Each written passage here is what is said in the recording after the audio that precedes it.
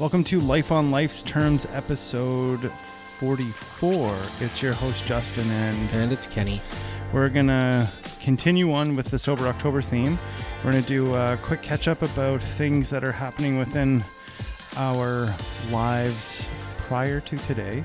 And then we're going to get into the attitude of gratitude when you're in active recovery or living in a way without drugs and alcohol. And then how our Sober October challenge is going. I hope that you'll hang around throughout the rest of the episode, hit that subscribe button, and continue to plug into the Life on Life's Terms content. How is your day so far? My day is all right. It's been a struggle this morning. I woke up a little bit late, but I had a good lunch with a lawyer. Oh, yeah. She's a friend of mine. She's a new lawyer. She's pretty cool. Yeah. But yeah, I got a little bit of crappy news, but we'll get into that a little bit later. I got some shitty news last night. But other than that, I'm grateful. I'm happy. And I'm having fun. I think, like I said, out of all the jobs that I have throughout the week, this is the one that I look forward to the most. Yeah, me too. You know? I can always make time to sit here and shoot the shit with you or our cool guests that we bring on. Well, and I think one of the things is that when we're sitting here, there's a different dialogue with the headphones on and the microphone in front of your face. You're really plugged into the conversation, which seems to me to be of a real value that you don't really get when there's a bunch of outside noise and distraction. And things really seem to slow down in the show. You know what I mean? Like that's what I love the most about doing this thing. And of course, you know, all the wonderful comments that our listeners give us, the positive ones, that is. And just to put it out there, those of you who don't like our content, well, fuck off. Find something else to listen to because there is many, many podcasts out there that I'm sure you will like. It doesn't necessarily have to be this one. And all of you who are listening to this podcast, please tell all of your friends to check in and see if maybe they might like this content. Who doesn't? Yeah, that's what I say. But I'm biased. I'll admit it.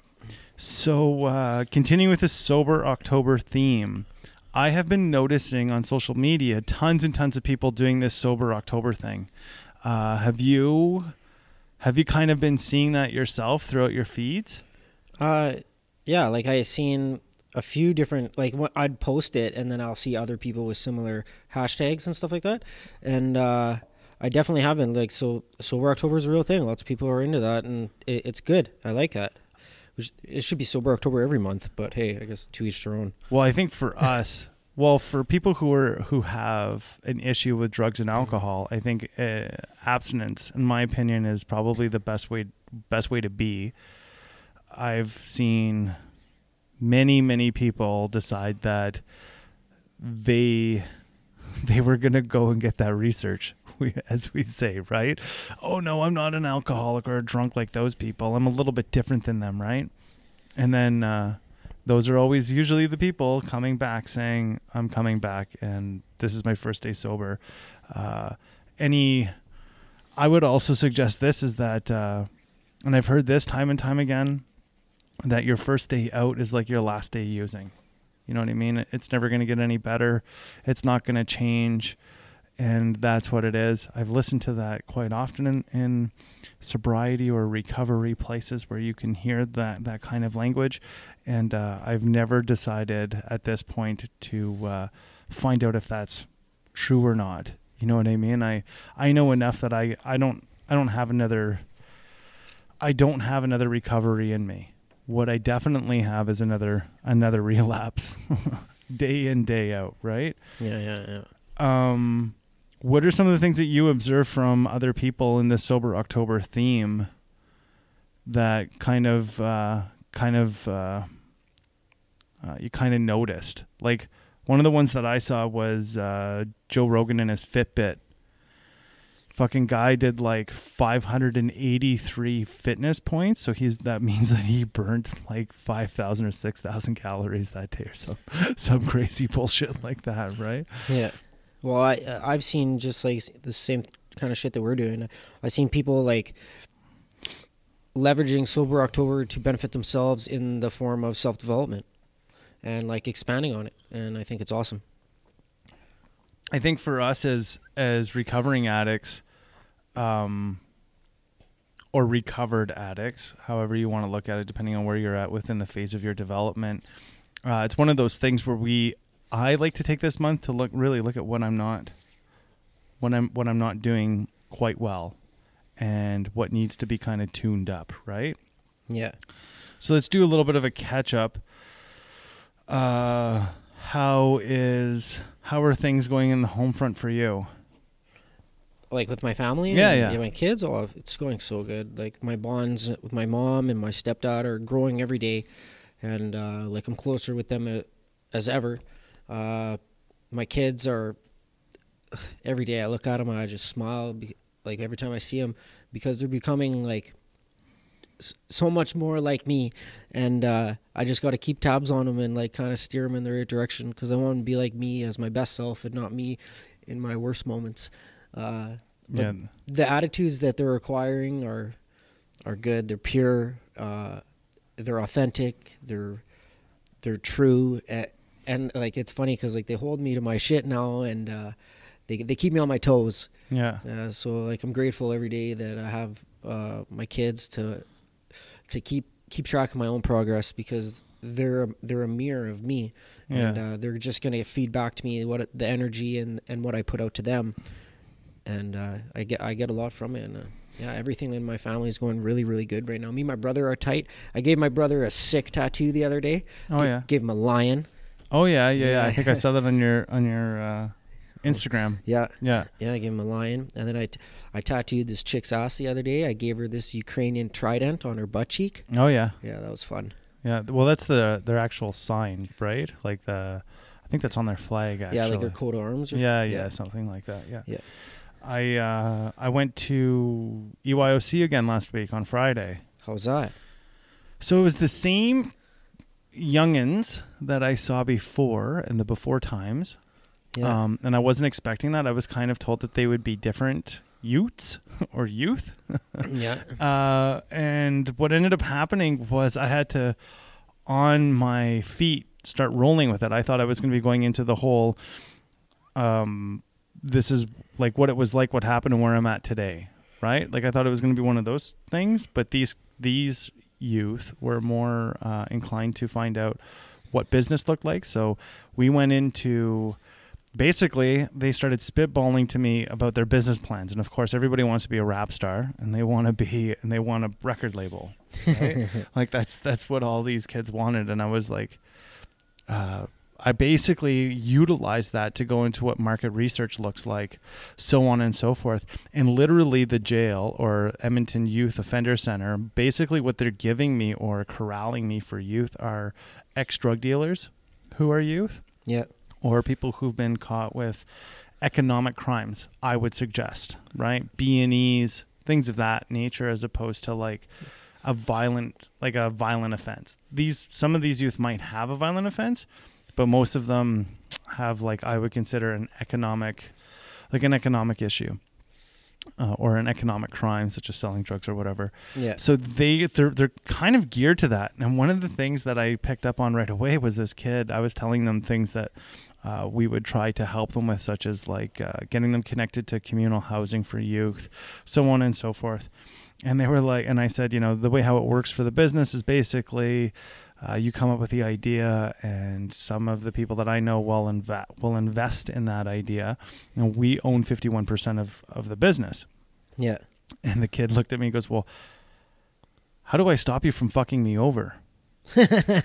Smart kid. Well, this is what I said to him. I said, how can I fuck you over? You have no money. You have like, what money have you put on the table? You've put nothing on the table.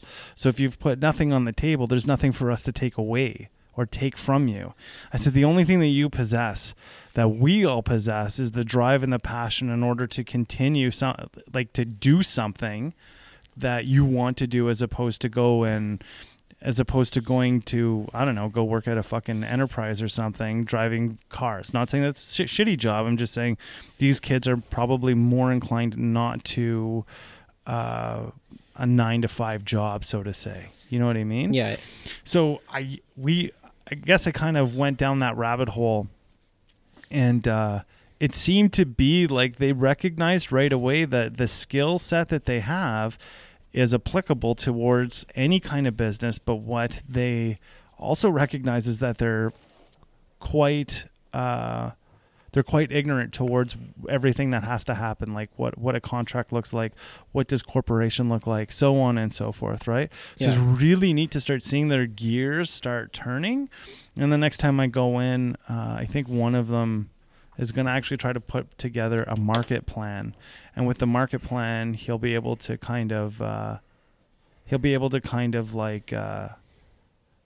present that to me and see what kind of market research he did. So I'm really looking forward to that. I think that's awesome. I think developing that kind of relationship with them is great. You know what I mean? That's so cool, bro. I think from what I'm being told, they are allowed to listen to this podcast within that corrections facility. I would also encourage anybody out there who is working with youth that might be at high risk to also listen to this show. I mean, I think our message is that of rehabilitation as opposed to falling in a recidivist cycle, you know? Yeah, it's also a message of hope, and it will give these guys something that they can, they might not have the right mentors in their life, and they don't have the benefit of hearing the conversations that we have from the people that they're around, or their parents, or when they call home.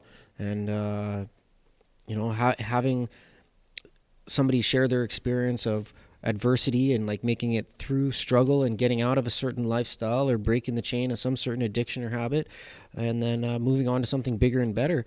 And I think all the youth out there need to hear that, whether they're troubled or not. They need to have those mentors in their life. I mean, I agree with that. I think one of the things that that I've started recognizing is that people just want a one and done solution. Like, how do we just give them a pill, basically? Because that's essentially how our society is built.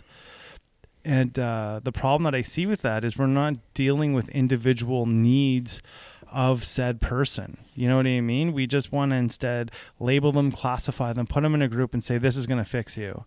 And the issue is once we start going along that path, I don't think anybody's going to be fixed. I think instead what's going to end up happening is we're going to have more so of fuck you, I'm going to prove you wrong why this isn't going to fix me. You know what I mean? I don't think that any of these at-risk youth or any youth who have a defiancy issue, if you want to say, really there's anything you can tell them in order for them to change. The thing is that they have to find their own identity. And the issue is the identity that they found is something that placates to their insecurities. You know what I mean? And I think that I'm not saying that, like, I will reiterate that insecurities mean that you can become stronger if you're able to see them. But I think one of the things is, as well, is that when you're a youth, it's difficult to accept those insecurities. You know what I mean? You're always I always felt when I was a kid, I was invincible. You know what I mean? Yeah. And now that I'm at the age that I'm at now, I'm like, I'm not invincible. Like jail does not seem like fucking like it a didn't place preserve me. What the heck? Well, and like jail doesn't seem to me like the place to go to fucking gladiator school anymore. You know what I mean? Like that's just not in my mentality. I remember I was telling one of these kids, I was like, they were like, well, you're a criminal or an ex-convict. What's the difference between me going to jail and you going to jail? I was like, you're going to jail a hell of a lot faster than I was because I was a good criminal, not like you. I didn't get caught till I was fucking 28 years old. You know what I mean? Like, I didn't, like, you are caught now. You're already on a list now. You're already a usual suspect. You know what I mean? Doesn't matter what you click up into, doesn't matter what you get yourself involved into, the police know who exactly you are. And if anything goes down close to your MO, they're coming for you. Your actions are indicative to your identity. And that's exactly how they're going to come and grab you. Yeah. You know, it doesn't matter what city you go to. Eventually, I mean, all you're really doing is you're pushing off the time. You're pushing off the time for them to catch you, right? The other stuff that's going on is been working on those T-shirts. Crazy, trying to get them out. I think we'll have them out fairly soon here. Orders in. We're just waiting for them to come back. And then we'll have those up on the website. Nice. Yeah, and then of course, the shitty market that happened in America yesterday fucked over a lot of people in the financial world, and this morning was spent trying to regain assets. Oh, really? Yeah, it was pretty nuts yesterday. I don't want to get into all of the financial issues that had happened, but it was pretty catastrophic almost, especially for America. I mean, they bounced back, but it was still a pretty shitty day. Stock market? Yeah. How is your school going? So my school in-class stuff is wrapped up. I had my final day yesterday. Today was actually the final day, but it was not necessary for us to show up. I seen on social media, though, that the one trooper, her name's, it actually doesn't matter what her name is, but she showed up. There was one girl that showed up, and she's a friend of mine, and she kicked ass. And she went every day, and then she posted pictures of her there by herself. Out of the whole, she's the only one that showed up on Facebook there. But it's good. So I started. I went for an interview for my practicum, and looks good. I go finish the second half of my interview up tomorrow, and then they'll probably give me a job. So I'll probably already got a spot to go do some part-time personal training at. That's cool. Yeah. Sex bot thing. So I looked more into that. Are we gonna get one? Well, they're like $3,500, and apparently you can rent them. Oh, nice. Leftovers. I love leftovers. So you can rent them, but they don't move. And there's already a sex bot prostitution brothel in Toronto. No way. Yeah, so it's happening in Toronto. I kind of, I was looking at these things, and I was kind of like, so I heard this from Joe Rogan. I'm kind of stealing it from him. But I kind of want one, but with no holes. Why do you want one with no holes? Just to hang out with? No, just to practice jiu-jitsu with. Fuck it up. Just fuck it up. Rip its arm off, its fucking head, whatever, right? Just fucking ream the shit out of it, you know? I think I'm going to make it look like a guy, because I think that would fuck me up if I made it look like a chick. Yeah, right? Maybe, eh? Yeah. I don't really need that kind of psychology, I don't think. You know? I don't think any guy really needs that psychology.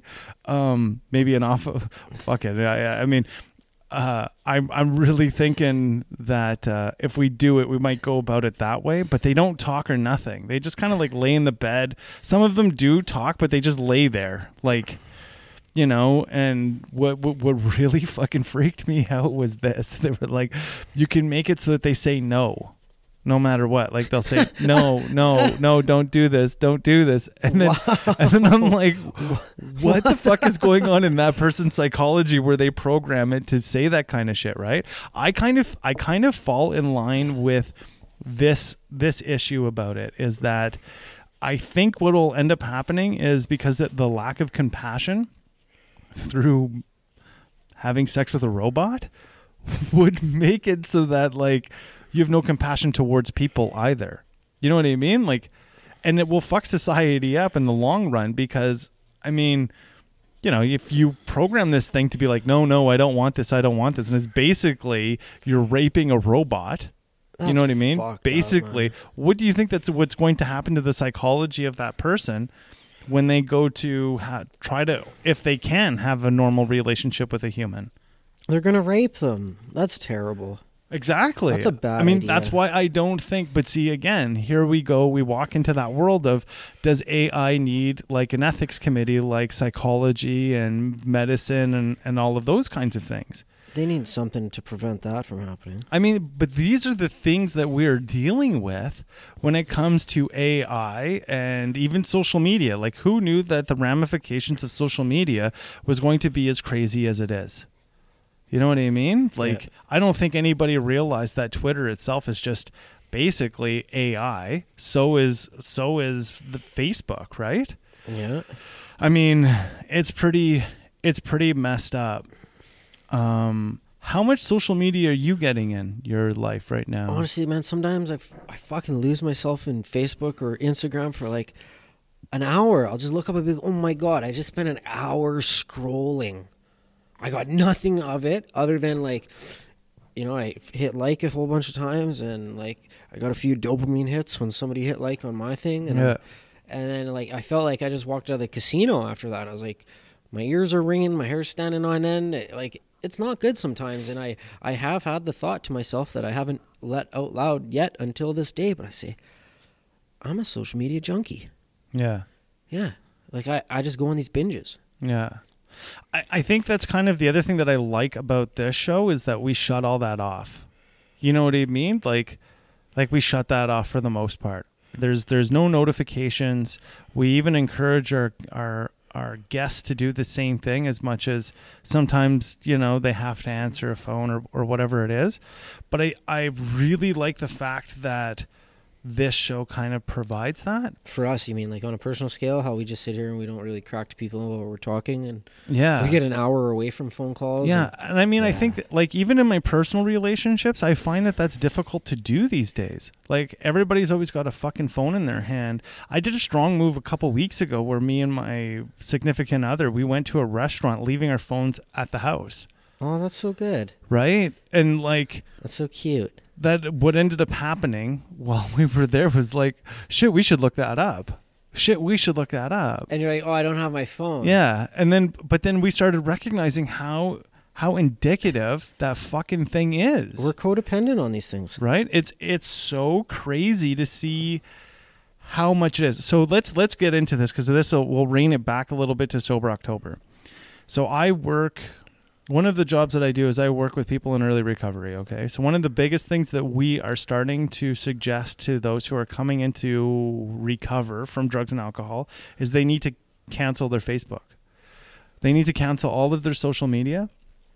And as a requirement of a lot of treatment programs now, you're not allowed on social media while you're in treatment. Wow. And the reasoning for it is because probably the people on social media aren't the best people for you. Right? I mean, let's face it, like, all of your friends are still using, you know what I mean? Yeah. And misery loves company. How crucial was that for you in your time in early recovery? You know, like, I did go through a phase where I thought that I needed to get rid of like 80% of my friends on my Facebook, because they were from my past lifestyle. And I almost did. Like, I've started a new Facebook, but then discontinued using it. And just, it's up there, but just blank. And once I changed my MO and I changed my direction in life, I decided to keep them on my Facebook, because they were people that may use me and my story to heal themselves. Yeah. And that's kind of what I hope happens. And I've gotten a lot of feedback from people saying, wow, Kenny, you're killing it right now, man. Keep up the good work. You're such an inspiration. Yeah. I love watching your posts and stuff. So that's what's kept me from deleting anybody off of it. And yeah, so that's where I stand. Yeah. My old lifestyle, so my handler, I guess would be the best word for it. What, your plug? Is that what you're talking about? Well, no, not quite. Okay, so not. Let's say the boss of the family. Okay. We'll put it that way. We weren't allowed social media, and the reason for it was we were all too close to him in order to be allowed that kind of stuff. Yeah. So if he had found out that any of us had that kind of stuff, it was a beating, and it was a beating in front of all the other capos, like in front of all the other bosses, so to say, right? Yeah. And that sucks. It's one thing to catch a beating in the back office. It's another thing to catch a beating in a fucking meeting. In front of everybody. You know what I mean? Like, to put that kind of tail between your legs in front of all these guys who would basically, they're fucking, like, there's no other word to call it but Jekyll and Hydes. You know what I mean? They're just fucking henchmen. You know what I mean? They're looking to pick up your scraps the second that you fall. Yeah. You know? And so in that kind of culture, you just didn't go against what he said. And you know what, to be honest with you, that saved that crew many, many times, because there was no social media links. You know what I mean? You didn't know who was what and what was what. You know what I mean? They were very much like ghosts because of that. And even still now, like, I have an issue having social media in my life today. Like, I have a LinkedIn page that I think a lot of the listeners probably catch our content through, as well as Facebook and Instagram and all that stuff. And I have a real issue becoming comfortable with it even still now. I'm still on the fence, like, do I continue this or do I go dark on it again? Like, what do I do? Yeah. You know, and I don't know if that's a stigma from back then to now. I mean, I have definitely made a decision though with this show that like I won't say who my my significant other's name is on the show. You know what I mean? I don't think that that's anybody else's business but mine and hers. And I've also decided that like to really insulate my family. You know what I mean? Like I won't go on the record saying people's names or any of that kind of stuff, right? There will be probably in the near future a more of a tell-all with political influences once they finally retire of who was who, what was what, and what was bribes and what wasn't bribes in the Canadian political system. Once they go away kind of thing, I'll probably come out and do that kind of stuff. Once their brain is at a low energy frequency? Yeah. Okay. So let's get into that a little bit. You had Bean on yesterday, right? Yeah, I had Miss Bean Gill. She's Miss Wheelchair Canada, and she is an impeccable human in my eyes. Yeah, that was a really good episode. I mean, I got to produce on that episode, so I basically means that I got to sit here and listen in without just recording. Yeah. Right? I liked where she was at with gratitude. Oh, man. You know what I mean? Yeah. I'm going to kind of segue this also to the Dr. Shapiro episode. Dr. Shapiro kind of brought in that bit of gratitude too, in the context that I thank God every day that I don't need an islet transplantation, because that would fucking suck. You know, I'm glad that my diabetes, or I don't have diabetes in this moment. And I'm really, really strongly encouraged to do the right things not to get diabetes. There are things that we can do to prevent that, right? Yeah. What I definitely connected in the Bean episode was, as much as she didn't pick the disability or the virus, basically, that gave her the determination or the rendered her a recovering paraplegic. Yeah. We didn't pick our addiction either. No. So one of the things that I learned, and again, to segue back onto that Sober October piece, is I'm actually grateful that I come from addiction, or I was in the throes of active addiction. One of those reasons is I got to find a whole new world that I'm way more grateful for today, because I don't think when you come from that hell, you almost find heaven here on earth. Yeah. You know what I mean? Like, yeah. And the starkest thing, like the biggest thing that I think we have to continue on in our daily move towards continuing abstinent living and sobriety, so to say, is to continuously find that gratitude. You know, I think one of the biggest things that I found was in the beginning of recovery with gratitude was, like, for instance, what are you grateful for today? And I'd be like, shoes, food, roof, shit like that, right? Mm-hmm. Today, what am I grateful for? I feel better. My emotional stability is good. You know what I mean? Like, it went from materialistic issues to like things inside of me. Yeah. Right. Did you see any of those kind of developments within your own personal strides? Yeah, absolutely, man. Like, even gratitude is like my number one go-to. Every time I feel shitty, I've just learned that I can think about the things that I'm grateful for and instantly improve my mood and therefore raise my vibrations. So like, I use that. That's my tool. That's my multi-tool. I keep that bitch with me everywhere I go. Yeah. Yeah. I think one of the things that I noticed within recovery, so we'll kind of go into this place too, is the death that we see. I mean, so I talked to you today earlier, and I decided that I'd actually make a real count of how many sponsees that I worked with, so I knew them. Mm-hmm. had died in the process of becoming recovered. Yeah. And I stopped counting at 70. Holy fuck. So that's people that I personally know that have died. The amount of suicide that came from that, I think the number was like at 23 or something like that, where people literally took their own lives. Not so much by an overdose, but by either hanging themselves or what have you, right? Mm-hmm. I think that if there's anything that we as addicts always have in common is we come to realize that we have been trying to kill ourselves for a long time. You know what I mean? Prior to deciding to live, you know? Yeah. And I think that's a really, really, that's, if there's anything that you could say God or odd or whatever you want to call it, that's like the slap in the face to say you better be grateful. So like I say to most people every morning when I wake up, I pay homage to those who've died for my first sober breath, you know, and that's really what helps me to move forward as much as I do a lot of service work. Mm-hmm. Remembering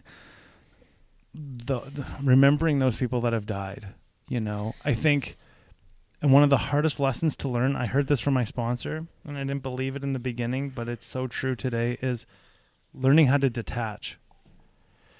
Because once you learn how to detach, it's not about going through the 5 stages of grief. It's about looking at those 5 stages of grief and accepting the way how it's going to work within your life, right? If you can do that, and it's not easy. I mean, I think the only reason why I'm detached now is because I've seen so much death, you know, like especially in this time of the year. I think, you know, and I don't know if this is relatable, but I was looking at suicide rates outside of Christmas and Easter, right? Like what time of year is the highest time of year? And October and November are the 2 highest times of the year. And I don't know if the reason why Sober October, that campaign happened because it rhymes, or if it became because this is when most people will take their lives. You know what I mean? This is at the end of the year. This is like when it gets difficult, right? Yeah. So, I mean, I think to pay homage to that is what's recognized, right? So, I don't know. How are you about, do you want to go into what happened? You don't have to say names or anything like that. Yeah, for sure. So I got a Facebook message last night from actually somebody that was on the show. And like prior, I'm not going to say who, and somebody that they knew took their life. And this person was like my best friend since childhood. Now, I haven't talked to this individual in a few years. We had an incident happened when I was involved in like organized crime shit. Something happened, and because of the belief systems that follow that way of life, I disassociated myself from this person to uphold my criminal image. And like, this guy was my road dog. He's my best friend. We did everything together. Mm-hmm. And yeah, he blew his fucking face off, man. Like right at his family's place. And like, he was going through some shit, and like, I wish that, you know, for the last couple of years, like, since I turned my life around and like changed everything about the way I conduct myself and my beliefs, what I think is important, how I represent the communities that I'm in, and how I try to like uphold a good image for other people to see that change is possible, and I can kind of like lead by example for those other people that are still stuck in like addiction or fucking criminal lifestyle. And I wish that like I had the opportunity to see him again, to be like, bro, look what I'm doing. Like, come on board. You know what I mean? Like, get involved in these nonprofits that I'm working with, give back, like become involved in creating content, brand yourself, build a business. Like there's all these things that we could have been doing together. Like we used to do a lot of shit together and we were good at it. Like we would build drug phones and like do different crimes together, and we would find something to do and we would do it together. We'd have fun and we'd be really good at it. And since I changed my life around, I always wanted to like see him again, to forgive him and say, bro, I don't care anymore. Like I'm not about that way of life, so it doesn't matter. Yeah, I just want my friend back. Yeah, but yeah, so that part's still eating at me, and it's probably gonna eat at me for a while. Like I'm not too guilt-ridden over it. Like at first, like when I found out last night, I fucking broke down, and I felt at first like it was my fault because I was his best friend for life, and then I stopped talking to him for a few years because of some shit. But then I had to make sure that I used my self-talk to get myself out of that feeling of guilt, because I guess it's just part of the grieving process. I'm going to go through some feelings like guilt and shame and anger and all, and then happiness when I think about the good memories and stuff like that. But mental health is a serious thing, and addiction, and there needs to be as much support in the community for programs to change this, because like now I gotta think about going to a funeral and seeing his family and his mom. That's the hardest part, is seeing the guy's mom. Yeah. But that was my shitty news, and like I'm grateful today that I'm at where I am, and every time, like I said, every time that I get down, I just gratitude's my tool, and I'm grateful for the friends that I have today and the support. I'm grateful for my new belief systems. I'm grateful for my family and my kids. And as long as I keep my mind on what's good and on what that I want to do and accumulate in the future that's good, then I know that I can talk myself out of any shitty feeling and situation. I think so. I thank you for being so honest. Okay. I would also agree that it's okay to feel those shitty feelings. There was a thing that I watched a little while ago, which kind of came to this whole, like, how we're doing our theme for Sober October is the meditation piece, right? Yeah. So one of the things that it said was, when you feel happiness, think about the pain. And when you feel pain, think about the happiness. And remember that both of them are not permanent. And when we recognize that it's not permanent, then it allows us to sometimes we don't have to revel in it, right? We just take it the way that it is. And it's okay that it's the way it is. I'll tell you something that hit me really, really hard. A friend of mine hung himself, right? He's in a relationship in early recovery, and she left him, and so he hung himself in his parents' house. Okay, yeah. That they didn't even own anymore. He actually broke into the garage and hung himself.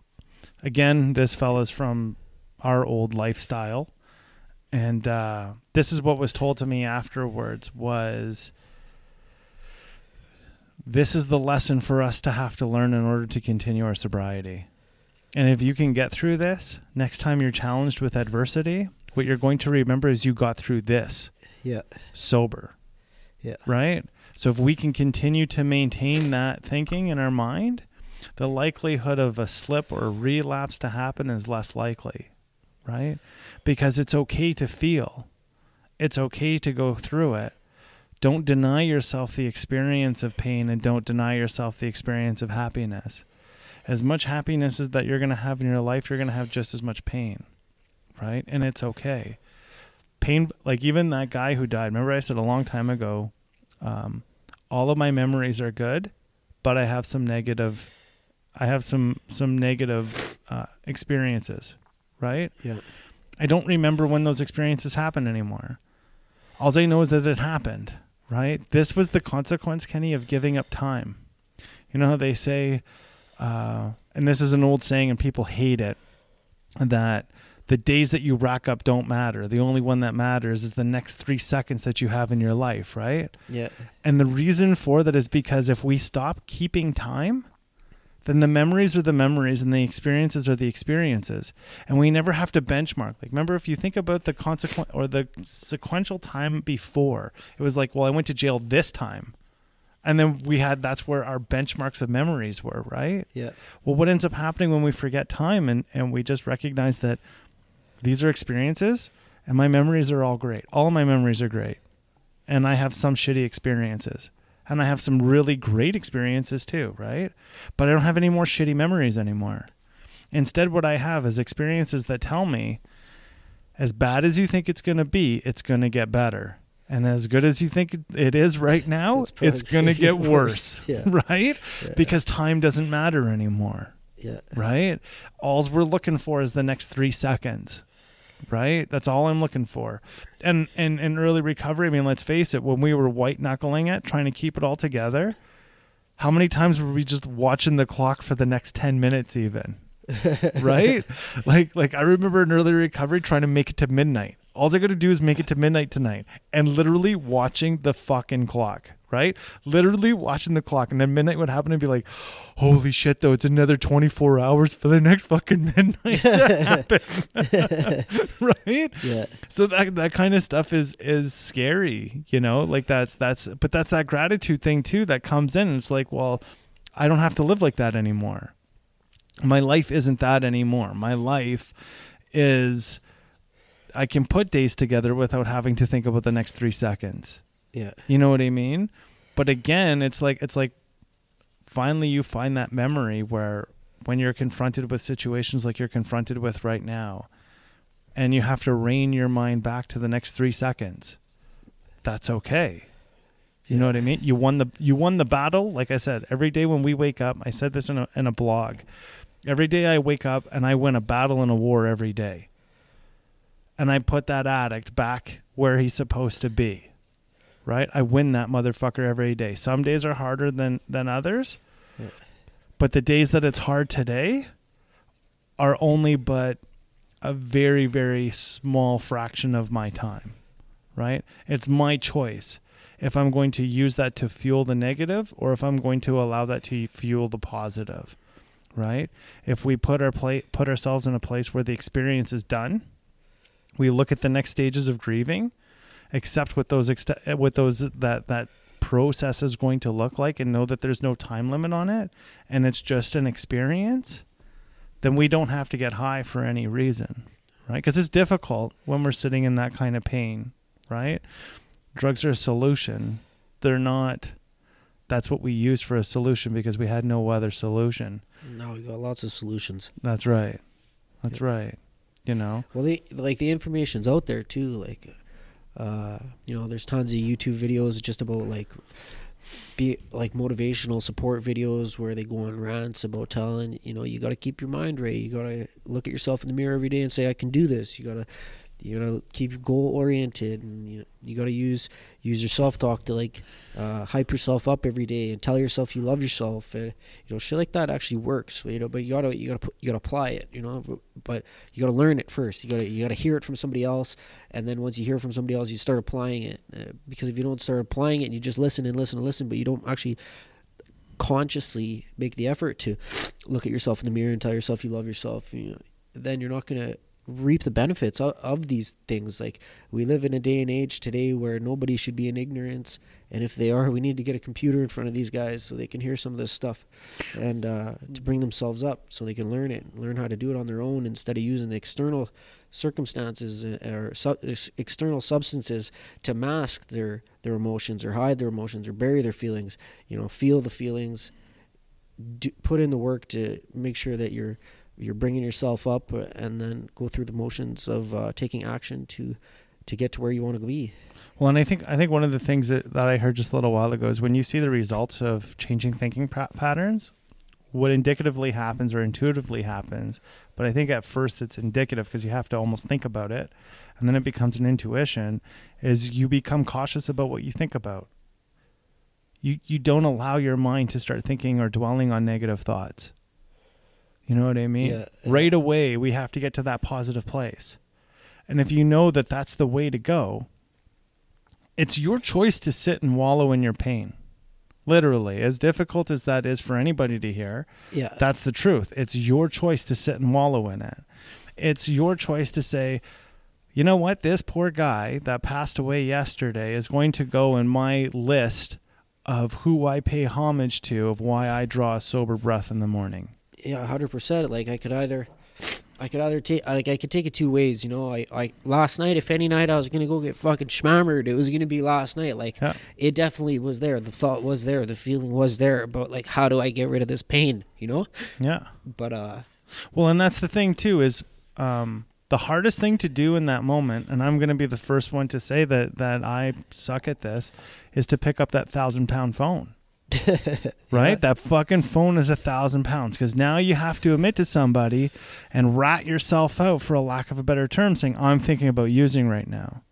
And it's not a weakness. That's not a weakness. The fact of the matter is that you're what? Like, you're 2 years and a bit, right? Yeah. Kenny, it's going to take you another 2 fucking years for that to go away. Because I'll tell you, I didn't stop thinking about what I would have did when I was high until I was 3 years in this thing. Yeah. By 3 years into this thing, I was still saying to myself, fuck, if that had happened when I was using, I would have just fucking killed myself with drugs and booze. I'm going to tell you something now, and I'm not saying that time matters. What matters is the development of our brain is this. I can't even tell you what I would do if something shitty happened when I was high, because I don't even remember who that person was. It's not that I don't go to meetings and I still don't listen to people who are like, oh yeah, coming, like using drugs sucks. Okay, I'm glad that they did that. You know why I'm glad that they did that? Because I don't have to go out there and find out how shitty it is. Right? That's the unfortunates, but that's why I'm there. I need to hear that it's not getting any better out there sometimes, right? Yeah.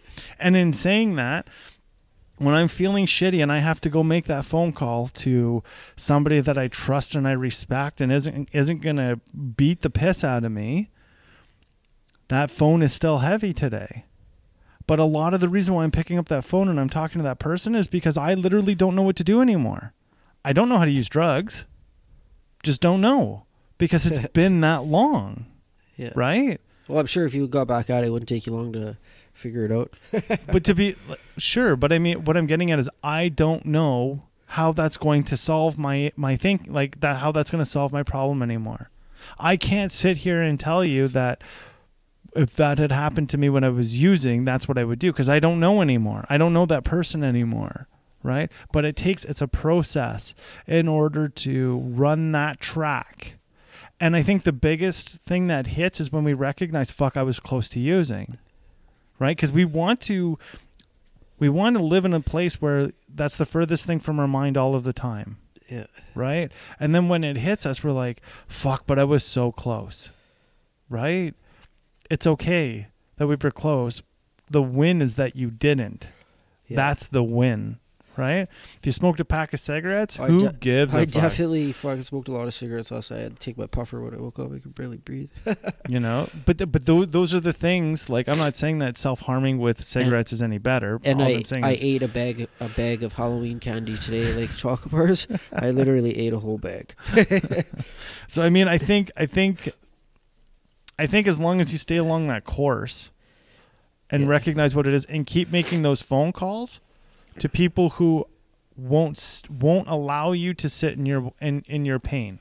If you make the phone calls to people who will hold you accountable and say, get your fucking ass out of this. It's like I said, there's two people in this world. There's somebody who's going to give you a verbal blowjob all day long. And that motherfucker, you need to fight him like he's fucking poison.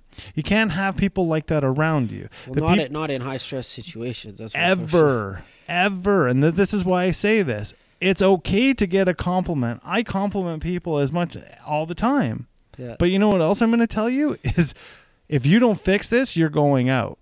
And I want you to hang around because I actually care about you. Yeah. Right? The people who will give you a verbal blowjob all day long, guess what? They don't have enough fucking balls to be honest with somebody enough to say, this is what you have to fix. Right?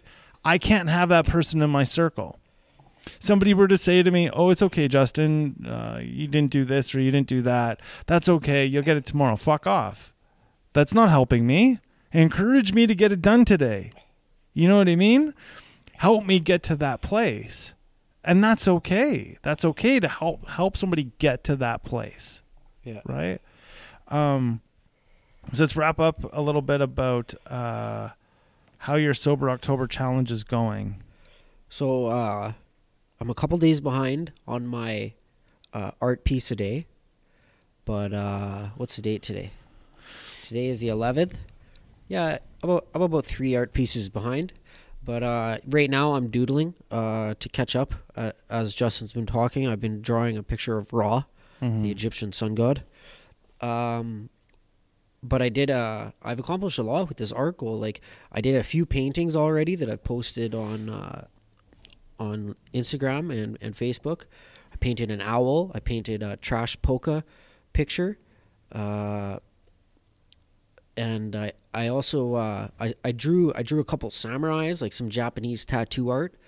I've done 2 tattoos on people in the last 11 days. And I'm going to do another one tonight. Yeah. I'm tattooing, what's it called? Like that Pacific indigenous art, like the totem poles. Oh, yeah. Like the black and red stuff. Yeah. Yeah, I'm doing one of those, but it's a raven on somebody tonight. So, that's cool. Yeah, that's exciting. It's been so therapeutic for me to draw. Like, it bothered me the days that I didn't get to draw, because I made this kind of like a vow to myself to do this 30-day art challenge. And the only reason I had to take a couple days off was just because I had a ridiculous amount of homework to do for my final assignment for my personal training course. But like, being able to catch up quick and get back at her again, it's so therapeutic to do this. I know that it's making me better. I know that it's like, it's a healthy habit for me to get into, and it's also very beneficial because it's already put a couple ducats in my jeans. Mm-hmm. Yeah. I'm glad that that's coming along. Yeah, thanks, bro. What about you? So I did the losing weight piece and healthy diet. So I injured myself about 2 days ago with my back, which was a recurring issue that I have. So I have a broken back to begin with. But one of the issues was I was dehydrating myself too much, which basically my muscles weren't recuperating well after those workouts. So what I ended up having to do was basically, I don't know, what would you call those stretches? You saw those stretches, like physio stretches, I guess, or rehab stretches, I guess. Yeah, they were kind of like to stretch the muscle that's causing the pain in your lower back, but it's also it's kind of like a myofascial release, where you're kind of like softening the tissue around it to kind of get rid of the pain. It's literally it's worked very well. So I've been doing that. I plan on taking a walk today, and I've been doing a ton of reading about healthy diet and trying to corner that to the best of my ability to make my next meal plan for a week. I have succeeded though in losing 3 more pounds last week, even with the setback over the last 3 days. So like I did a weigh-in today, and I'm still maintaining that weight, which is good. And then I plan on, hopefully, I think tomorrow I might take one more day. So tonight I'm just going to walk and stuff. What's and stuff? Well, like the stretching. So I did a little bit of kettlebells and stuff like that. Yeah. But all low impact stuff. So no cardio really at all. Yeah. And no serious lifting of any kind. Like that punching bag thing I have. Yeah. So if anybody's out there, check out the Versus One punching bag. As soon as you put VS1, it'll come up. That bag is 120 pounds at the bottom. That sandbag. And I'll squat, pick that up, and then drop it. Squat, pick that up, and then drop it, right? Yeah. And then, or I'll squat, pick it up, squat walk forward, squat walk back, holding it, and then drop it. Back and forth. That's just too high impact right now for me to obviously do that. Yeah.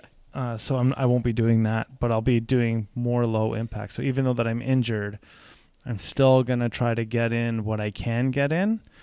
But it's been good reading some of this stuff. I never really sit down and just read about health and diet, shit like that. I take it for granted to like listen to things like Joe Rogan and all those other shows that are out there in regards to health, and actually going out and reading it and seeing if it might, like Dr. Rhonda Patrick was amazing. Dr. Shapiro was really good. He gave us a good insight on a dietitian. Oh, cool. So yeah, I'm hoping that we'll see what happens. Hopefully things will work out and they'll be able to come on the show. So that's been good. How has your meditation been? Well, so my meditation has been limited to my drawings, my art. Depending on where I'm getting this done at, I haven't really got to get into any good meditative states. There's always been people around and stuff, but I'm really looking forward to, not this weekend, but next weekend. Yeah, that's my meditation retreat. Yeah, I cannot wait for that. Where are you doing that again? Star of the North. Yeah, St. Alberta. Yeah, that'll be a good time for you, I think. Yeah. I haven't made it into the temples. I know I'm supposed to go to the temples 3 times a week, but unfortunately the temples are not free here in Edmonton. The only free session is on Saturdays, and it's a guided meditation. So I will be doing that this Saturday. I was unable to do it last Saturday. I was tied up doing something else, but I'll be there this Saturday. So I'm really looking forward to that. Haven't sat down on a mat in a long time. Hopefully I'll be able to cross my legs with my back as messed up as it is. Yeah. But I'm really looking forward to that. And then I think I'm just going to go do it because it's already been told to me that we're going to be able to go do it. So you and I are going for a float at Modern Gravity. We're just working out the particulars on the date. Sensory deprivation chamber. It's not actually accurate. They call it that, but it's actually not accurate because you still have all of your senses. You still feel everything. You feel the water and all of that stuff. It's basically a float. That's the best way to say it. It's floating in a tank that's only 12 inches of water with like 10,000 pounds of Epsom salt, right? So you can never touch the bottom, no matter how big you are, right? Like and it's black. It's a black. To simulate the womb. For some people it does. Some people it simulates space. Yeah. I mean, it's a strange thing to do, man. You'll see. I mean, it'll be interesting to see what you come back with. No preconceived notions. Just walk in, and when you do it, it's pretty amazing. So again, a nice shout out to Modern Gravity here in Edmonton, Alberta. If you're in recovery or you just want to check out what that is like, I highly encourage you to do it, especially if you have joint pain. This thing will take away all of the weight issues that you have on your joints, like instantaneously. They have a wicked plan of like $35 a session for an hour over 3 months. I'm not getting paid for this. We are not getting paid for this promo at all. I'm just saying it because I think it's advantageous for anybody to do. And if you don't have Modern Gravity in your city, go just Google float and see where you can go for a float. But let's wrap it up. We're all out of time. Okay, Mr. Liam Connolly, he's our lawyer, and he's awesome. He's a great lawyer, yeah. So he's a media lawyer. He specializes in media, but he also does a lot of other things. Google him if you need a lawyer, Liam Connolly. Become a Pride member. It's free. Right now, you're already part of the Pride if you're listening, but by logging on to www.lifeonlifetermspodcast.com and giving us your email, then that keeps you in contact with us. We'll give you updates to new stuff that's happening and what's going to be going on. You'll see what goes on the blogs right away, and you'll be part of the team, man, part of the Pride. I like writing out those blogs. I really do too. I have a good time with them, and especially it's the afterthought of the show. You know what I mean? Like, we can't write that prior to the show. It just wouldn't work. I like that it's after the show when we write them. This is the first time you've spoken after we did our last plug. Oh, yeah. Bye, guys. All right, have a beautiful day. Happy Friday to y'all. Bye for now. Bye.